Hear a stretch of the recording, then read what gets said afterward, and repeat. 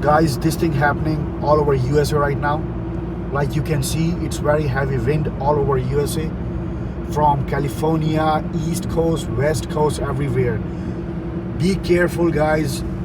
Be careful while you're driving. Just like keep telling your family, keep updating your family, because it's very big disaster. It's very heavy wind. You see like snowstorm everywhere, whole East Coast. We have so much snow this year, and windy, like unconditional and all. So be safe, guys. Right now I'm in 302, Route 302 in New Hampshire. So guys, be safe out there. There is some zero visibility, as you can see.